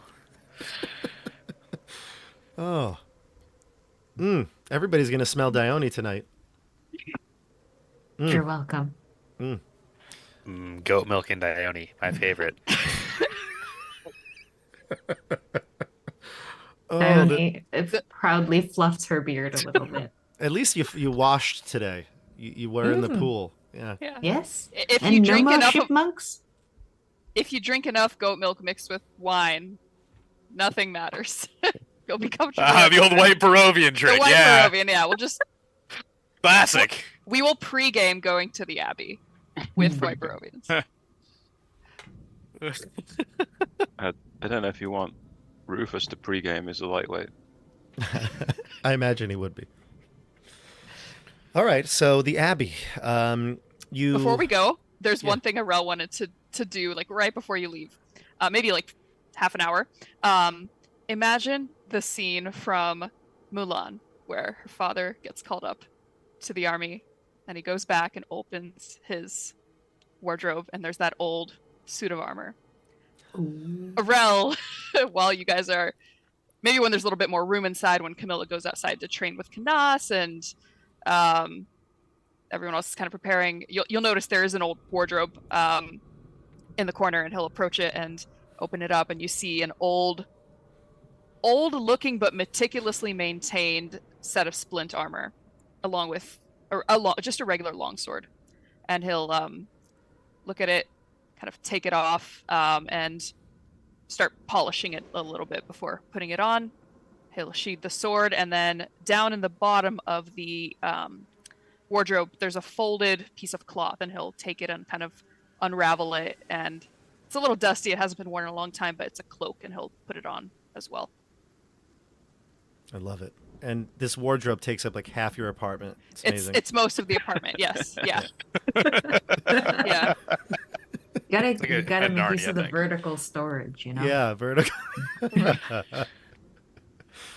Yeah, if it's the Narnia wardrobe, then yeah, it's got plenty of room inside for storage. Yeah, Yeah. I love that. The official Yeah. term in D&D is a wardrobe of holding. I just saw Nick Gray said, also there's a snowy landscape and an old light post in there. Yes, it is Nick, the you get it. Narnia. It is Well the done. Narnia wardrobe. Um, Perfect, excellent. Yeah, I love that. And so Orel gets ready. It's almost like ceremonial to him to get these old I guess wares, his armor, his cloak, and his weapons, which he really hasn't used much for a long time. So you get out of the house eventually. It's like I said, it's the evening now, like late afternoon, early evening, and you start to head towards the Abbey. And it's a long, winding road that's a switchback road. It kind of hugs the cliffs. It's only 10 feet wide, and in some areas even smaller, like a very narrow path for like a wagon. It can be done, but it would require a very adept wagon driver. And there's also chunks of broken rock and things that slow your ascent. It's somewhat treacherous, so you don't want to make a mistake and fall to your death. But the air grows colder as you reach the top. And I already told you that actually it's, you started this adventure in like the fall, so like it's already been 2 moon cycles, so it's cold. It's probably like something like November here in the Northeast, right? So it's pretty cold, and Krezk seems to even be a little higher elevation, so there's snow, and you've seen even some of the trees have remnants of snow on them, so it's cold out. And once you get to the top, you feel that elevation. The road climbs, like I said, almost to 1,000 feet, like 800 feet before you come to the Abbey. Now, the Abbey itself is very ominous looking. It's old. It seems like it was you were told it was sort of like a hospital for people of the area many, many centuries ago when the Saint Markovia had created it. And now it looks a little bit more run down. It's strange. You've heard there are people here, but it does look quite abandoned. Like nobody really cares for it as well as it should be. The road from the village, again, also you can see down now to the village, and there's mist that's collecting towards the ledges. You can see there's snow covering the trees up here as well, and as well as the rocky earth. And the gravel road looks like it continues through 2 small stone outbuildings to either side, which stretches about 5 feet high, and it's about 3 feet thick. It's a wall of jumbled stones, so it's not like a perfectly, it's not brick or anything like that, or stone set in a way. Blocking the road are 2 iron gates attached to the outbuildings by rusty hinges, and you can see slightly through them, right, into the courtyard area. But the stone abbey stands quiet. It's got 2 pretty big wings, the main building. They are joined by a 15-foot high curtain wall, and a belfry protrudes from the roof atop closer to the north wing, which sports a chimney billowing gray smoke. So somebody is home.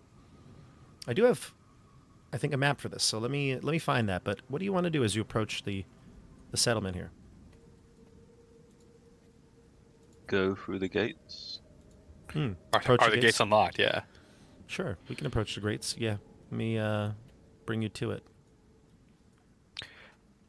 And a somewhat related note, as we're walking up to the Abbey, Laurent would like to walk near Canas and say, you shouldn't encourage the girl to be picking up knife fighting.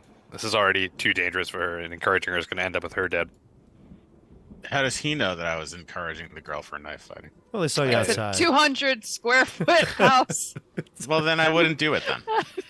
I wouldn't do it out in the open. Well, Got it. yeah, sure, fair. You went farther away then. You found a new house. One of the many abandoned houses in Krezk. It's like double the size of Orel's. Luxurious. 400 square feet in this Four- economy? Unheard of. It's 400 square feet. My God. All right, I'm gonna place your characters on the map. I'm just getting you here, and then we'll get started here. But you can approach the gates. That's fine. Okay. Let me just make sure I got everybody. Laurent, Dione, Rufus, Canas, Yune, Irina, Camilla, Orel. You're a party here, huh? A big party. All right, I'll switch you over to the Roll20 view. Let me see what you see here. I wish those kids were still with us.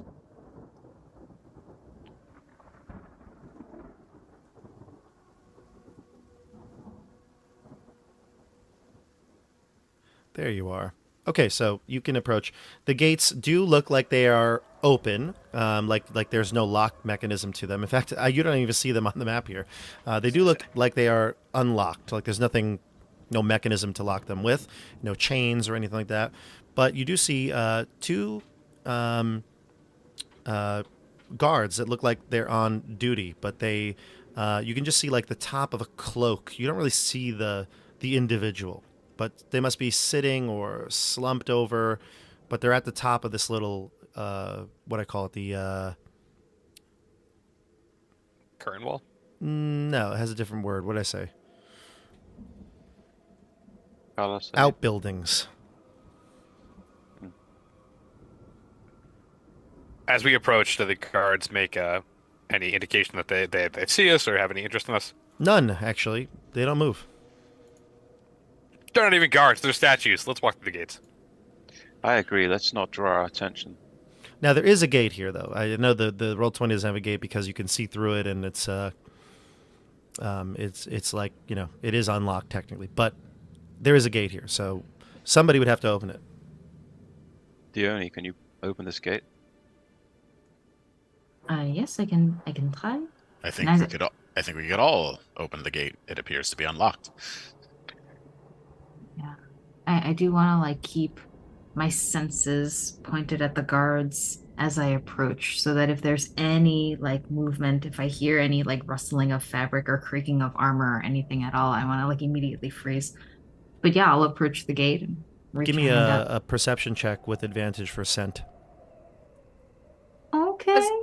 Would Orel have? How far would he have gone into the abbey when he was speaking to the abbot? Would he have ever gone past the gate, or would they have spoken? Certainly. No, I think you've been here before. Totally. I've been I mean, inside. you've been here like 20 something years ago, maybe, Yes. but you've been here before. You've been in there, and I'll tell you a little bit more about the layout in a second. But Dione, go ahead, give me a perception check. Yes, I got a 26 on my perception check. You smell some weird smells coming from the guard towers here. These outhouses, not house. Jeez, if there would be a real smell if it was an outhouse. These buildings, these outbuildings. The guards that are inside them, that you can see just perched up, the top of their cloaks or something like that. You smell the smell of various animals, like that of like a donkey or a horse or something like that. Maybe even that of a wolf or a dog. And of course, you also smell like just like the smell of a really poor hygiene, like body odor, and it's pungent. I would say that you can smell it because you roll pretty high. Mm-hmm. Okay. And I guess like we're all close together and it's silent, so they can hear me if I whisper. So I'll just like over my shoulder, I'll say, "I smell something strange. These guards, they are not normal. They smell like a farm, donkeys, dogs. Also, I think they are dirty, but it is whatever, who cares? But there is an animal smell to them. I'm not sure." Okay. So, yeah, then I'll continue to like push the gate open. Sure. I'm going to have everybody give me a stealth check because you're trying to do this, I assumed, very silently, as you mentioned. You don't want to wake them up. Is anyone particularly bad at stealth? Me. Oh, Can I give Rufus Bardic Inspiration? Sure. There's a D8, right? A roll for Irina. It's short is a and D8. Yeah. Camilla. Irina and Camilla both get a 7 and a natural 1 in that order. I get a 4. I got an 11. Oh, dear Lord. I get a natural 9. 20. Aha! Natural. 19. Natural 20. Laurent is like, everyone needs to be super. And then the door, the hinges of the gate squeak loudly. Camilla stubs her toe. She's like, oh, oh. And Irina is like, it's okay. It's okay. And be quiet, everybody. Be quiet. The one day, Laurent tries to take things seriously. And this is what happens. Orel, your armor, you haven't worn it in a while, so it feels really almost like foreign to you, and you roll a 9, so your armor's clattering about, and the metal clanging sounds echo down the hillside. And you hear the guards arise. Dione, you definitely know that they're awake. They start moving. Everybody can see them. And you see their faces look overboard. They're covered mostly by a cloak. Like you can barely make out who it is, but it looks humanoid, human-like. One has a big bushy beard. The other one has long, straggly hair coming down out of it. It's like brownish hair, but it's all clumpy and gross. And you notice he looks like he's got like a larger nose, like something. But he, again, mostly covered by the outboarding,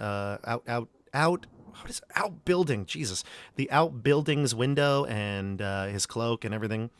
And so one of them looks down towards you and says, "Who are you? What are you doing here?" Hail! Well met, stranger. We have come to visit the abbot of Krezk. Yeah. And the other one that's long straggly hair kind of laughs, and his laugh almost has like a bray, like a donkey, like a like that. And the other says, "Silence, silence." He looks over to him and he says, this one says, "What are you here for?" We just told you. "Tell me again." To We meet need with to the speak with the abbot. "For what purpose?" Our purpose is our own. "Well then, if you don't tell me, I won't let you in." We've already entered. We're already already in.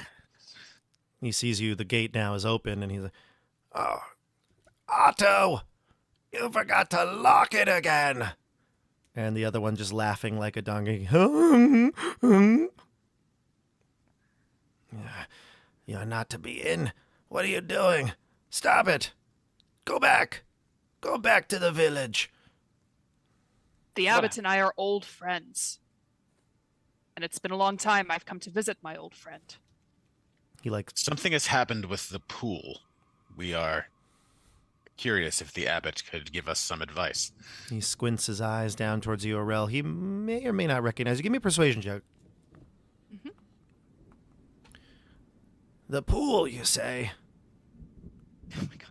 Rolling terribly today. An 8. 8. No. He says, No, stop it. Back up. You're not supposed to be here. The abbot wants peace. And you, and this is the word for it, Krezkites. That's the name of the people that live in Krezk. Krezkites. "You Krezkites, you come here to judge us. Leave. You're not welcome." Oh, certainly not. Look at us. We are not Krezkites at all. Why he is from the Gwaindire. Look at him with his fair golden hair. And I myself am a Vistani. We've He's looked- just arrived, in fact. We heard about the great deeds that the abbot has created here in Krezk, and again, this pool of everlasting water that we heard so much about. It's strange occurrences ever since we arrived. This is what we have come to ask the abbot about. So, a couple things. Number one, you say you're a Vistani. You say he's from the Gwain Lord, whatever. And this seems to pique his interest. The one that was done most of the talking, and he says, "You seek to talk to the abbot for this. Well, you Vistani, huh?" And he's like contemplating if he should be doing something or not. And he's, "Otto, let them in." And the other one looks over and runs down the outbuilding and meets you at the bottom. And this is the one here. And you can see now when he gets to the ground level and you all enter the courtyard. You can move your tokens in now. Enter the courtyard. When you enter the courtyard, you can see now it's getting dark, but you can definitely see his under his cloak a bit better. And he has certainly large feet. The feet are like that of a wolf, almost werewolf-like. They look very similar, but not a lot of hair. It's almost like veiny gray skin, and you can see something underneath his cloak is moving from his on his rear end, like a tail maybe swishing from side to side beneath the cloak. And something's definitely off with his nose. Like I described, he has a big nose, but now it almost looks more like a snout underneath his hood. He's carrying a shovel, and he goes and opens the gate a little more with the shovel, just like pushes it aside. Hello, Otto. He seems like he doesn't really respond with much language. Is he all right? You talking to the one back up in the outbuilding? Yes. The outpost. Of course he's fine. He's the smartest and wisest, the strongest and the fastest. I see. When Otto makes his donkey noises, and Dione looks at him, is she able to sense intelligence in his eyes, even though he can't verbalize words? Give me an insight Does he check. That's a good reflect? use of insight here.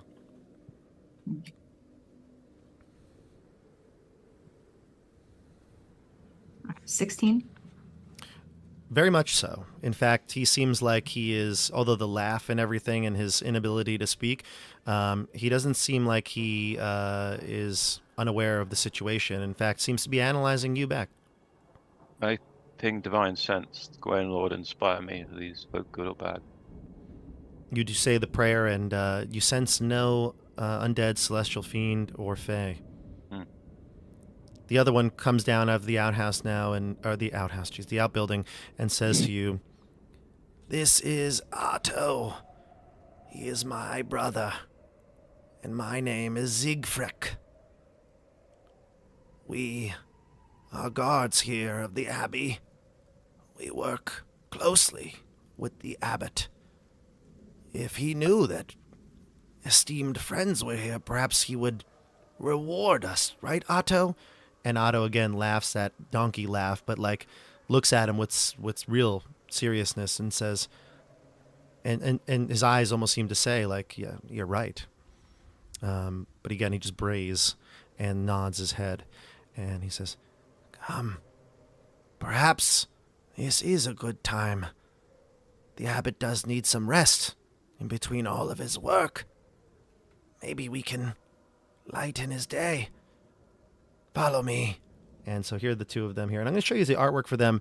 When you get close, you can even see their posture is weird. They don't stand more than 5 feet tall, but they look like maybe if they stood straight, they could.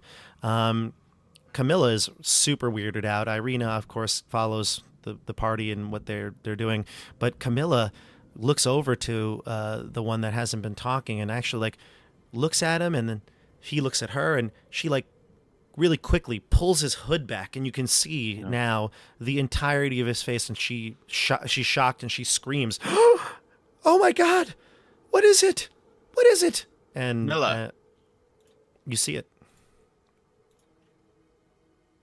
This is Otto. Wow. He seems to be very upset by this and will shy away, pull his cloak back up, and almost neighs or whinnies like a horse would when it's injured. And he pulls away from the group, kind of fixing his hood.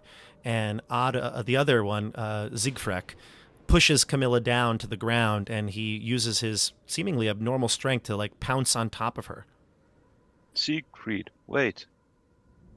Camilla's startled. She puts her hands in the air. He lifts up his big, huge hands. They look like wolf's claws. We'll say this triggers your fear, Rufus. Give me a Oh. saving throw. Right.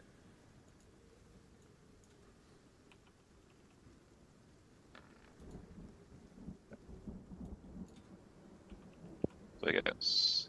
What'd you get? It's a wisdom saving throw. It's a +6. A 6. That's going to fail. So you have. No, sorry, 13. I think 15 actually. Oh wow. 'Cause I get Okay, so then. +2 for saving throws. Oh my bad. I thought you said a 6. Never mind. Yeah, 6 plus. You're able to withstand, and actually this makes more sense because as he pounces and lifts his hands up, his cloak falls off, and you can see a little bit more of his body. And I'll show you. Here is Siegfried. You can see his face looks that of almost like a wolf or even maybe some sort of a feline look to him. But again, clawed hands, sharp talons. The other hand looks more reptilian in its nature, and it seems to spread over his body, maybe partially covering his face and right side of the body. So he's kind of like two-faced. Wait. What happened to you? I heard you were normal folk who came here. We are Became normal. changed. We are normal. How dare you say otherwise? And he says, I should kill this one for what she did. And Otto looks over with a real like a hurt glare towards her, and he says, that is the smartest, wisest person I know. He's the most beautiful person I know as well. Orel will step forward and kind of like put his arms up. We meant no harm. The girl is still young, still learning. She has not seen much of this world, and she has not seen many different kinds of people. She did not mean to offend. She was simply curious. We did not come here to judge. That's all you do, you Krezkites. You judge us. Come, Otto, come. They're very upset with you all right now, and I know it's not your fault. It's Camilla's fault, but they're very upset. Camilla's fault. Most things are. But tell us the story. How did you come to be like this? Oy. He says, it's not our story to tell. You'll have to talk to the abbot. It is your story. You are you. The abbot should tell you. And he walks very fast along the little pathway here. Let me describe the area of the interior for you. So you pass this gate. This is actually the northern side. So just to give you, I know I kind of hate it when D&D maps don't have a direction like kind of made there for you. But it's the northern one is the side. So you just came in the northern entryway. And inside there is a large courtyard. The courtyard is looks like it has a pathway, a walkway like this. It's very large, very spacious, and the whole area is walled. You notice to the right, you can see a graveyard down here. There's gravestones buried here, and it goes even further, kind of wrapping around the, I guess it would be the western side of the abbey. This is the wrong music. I'm going to change this. Sorry. Sometimes you get some weird ones here. So you can see there's a graveyard just below to the south or to the west there. You can see there's stunted pine trees that grow out of the rocky earth within the graveyard near the foundation of the abbey's north wing. The windows of the structure are cracked panes of leaded glass. Ancient gravestones burst from a thin crust of snow, which was laying in the yard. Beyond the low wall that surrounds the graveyard, the ground kind of falls away. The village lies I guess hundreds and hundreds of feet below, 700 feet below. 700 feet. Yeah, like you can see on the map. Actually, I don't know if you can see it from your view, but you could look at my screen for just a second. You can even see like there's the what is it called? The gradation. Gradient lines. Yeah, the gradient lines. So Wow. it goes down a far way, and then further into this courtyard, you can see there's very large, heavy wooden doors that look like they are the entryway into the main part of the abbey. You see some other doors to the north here. Darkness hasn't really fallen completely yet, so I would say it's fine to do that. Let's see here. That's weird. Okay, yeah. Okay, go ahead. Move your tokens where you'd like to go. Well, aren't they taking us to the doors? Yes, they're taking you to the doors here. Let me just see. I feel like the windows here are like open. I'm not sure why.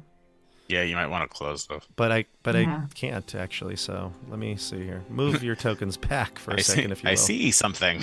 Yeah, move your tokens back here I for a see second. too much. Oh no. Let me see. Let me go back a minute for this. I don't know why the windows would show something, though. They're supposed to be high up. I don't know why they would be there. Let me go to another layer here. While we're doing that, I want to slap, what's her name upside the head? Camilla. Yeah, for being so audaciously rude. Hmm. She's like, what? What did I do? What do you mean, what did you do? We are guests of the abbot, and you are causing a commotion amongst his guards. Sorry, I... There's something wrong with them. There's something wrong with you. She's like, did you see him? He looks like a mule mixed Far with be another it from dog. us to judge anyone. Camilla, don't you live here? Haven't you seen a matter of strange creatures? Not like that. She's whispering, obviously. She's very embarrassed, but also like she almost died, like this thing almost killed her, so, she's freaked out. Camilla, you chose to come with us, even though we suggested that you stay with your sister. Mhm. You need to be mindful of your words. I'm sorry. I'll keep my words in check. Sorry. She pulls up her cloak and hides like some tears that are coming out of her eyes now. She moves on ahead. Okay. I got the map fixed here, so move your tokens. Head towards the door there. Yeah, that's where they're taking you. They're going to go to the door. Okay. Is this where we say farewell to them? Dione wants to ask a quick question before we part ways. I think they're with us. Oh, we're going in together. Never They're mind. taking us to the abbot. Ah, I see. Okay. Well, there's a small problem. The abbot doesn't welcome visitors. We'll have to go in and talk for you. But you can wait here. And they open the door, and it opens into a very large... I'll tell you what this is in a second. Let me just open the doors here. Yeah, it opens up into a very large courtyard. So this courtyard is surrounded by a 15-foot high curtain wall. So you can like look up to the sky, and it's definitely the you can see open air. This area here, it goes up to the sky. There are several guards here as well, you'll notice. So let me see, where is it here? Yeah, let me see here. I just want to make sure I'm not revealing anything wrong. Okay, so you look into this room, and you can see that there are several guards. In fact, there's even another creature in this room. You can see to the right here. I'll tell you more about this person in a second, but there are wooden doors to the north. That would be like, yeah, and again, unfortunately, it's this way to the north, to the bottom of the screen. There are wooden doors there that lead to different areas within the abbey. You can see in the center of the courtyard is a stone well that looks like it's fitted with an iron winch, to which a rope and bucket are attached. Along the perimeter, tucked under the overhanging wall, are several stone sheds with padlocked wooden doors, as well as 3 shallow alcoves containing wooden troughs. 2 wooden posts pounded into the rocky earth have iron rings bolted to them, and chained to one of them is a short humanoid with bat wings and spider mandibles. That's the creature you see over there. And the quiet is shattered. You hear horrible screams coming from within, deeper in the abbey, this way to the south. Sounds of like agony, pain, and many different noises, actually. Grunts and animalistic noises. So, you wait here. Otto and I will go speak with the abbot. Would it be best to have Camilla sent back down to Krezk, do we think? I will ask right in front of Camilla, not caring that she hears. I will look at Camilla and very sternly, make eye contact. Camilla, can you handle yourself? I think that Laurent doesn't think you can. Perhaps you can prove him wrong? She's like a typical teenager. She's like, I'm fine.